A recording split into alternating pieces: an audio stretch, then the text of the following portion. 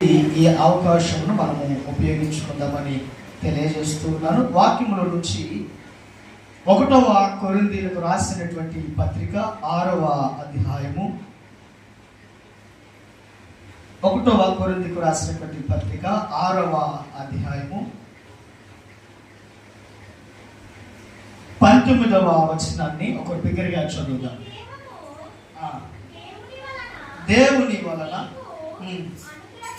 అనుగ్రహించబడి మీలోనున్న పరిశుద్ధాత్మకు ఆలయమై ఉన్నదని మీరు ఎదుగరా. చాలండి. దేవునికి స్తోత్రం.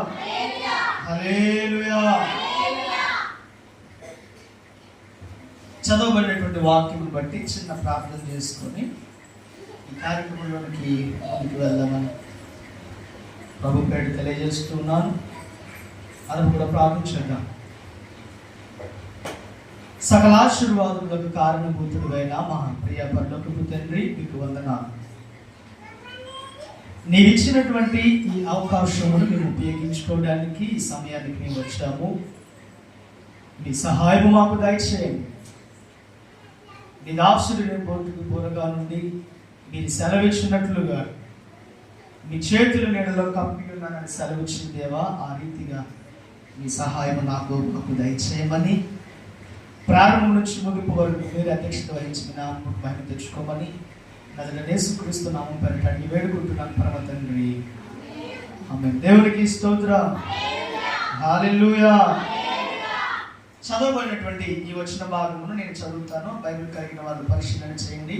ఒకవేళ లేకపోతే దానిని వినడానికి ప్రయత్నం చేద్దాము. మీ దేహము దేవుని వలన మీకు అనుగ్రహించబడి మీలో ఉన్న పరిశుద్ధాత్మకు ఆలయమై ఉన్నదని మీరు ఎరుగరా. దేవునికి స్తోత్రం. హల్లెలూయా. ఇక్కడ ఉన్నటువంటి కొన్ని సందర్భాలను, అర్థాలను మనము కొద్దిసేపు గమనిద్దామని, లేకపోతే అర్థం చేసుకోవడానికి ప్రయత్నం చేద్దామనేటువంటి కొన్ని విషయాలు చూద్దాం. కొరింథీయులకు రాసినటువంటి పత్రికలో ఒక మనుషుడు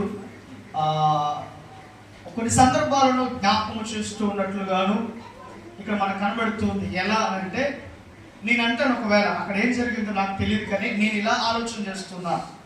ఇప్పుడు శశాంక్ ఉన్నాడు, లేకపోతే దయా ఉన్నాడు, శశన్ ఉన్నాడు. ఈ బిడ్డల్ని వాళ్ళకి ఇష్టం వచ్చినట్లుగా వాళ్ళ శరీరాలను మార్చుకోవడం, వాళ్ళకి నచ్చినట్లుగా పెద్దవాళ్ళు మాట్లాడకుండా ఎలా పడితే అలా ఉండడం, పిచ్చి పిచ్చిగా చేయడం లాంటివి చేస్తూ ఉంటే వాళ్ళను కొట్టో వాళ్ళని తిట్టో నీకు తెలియనటువంటి ఒక విషయాన్ని చెప్తా. దయా,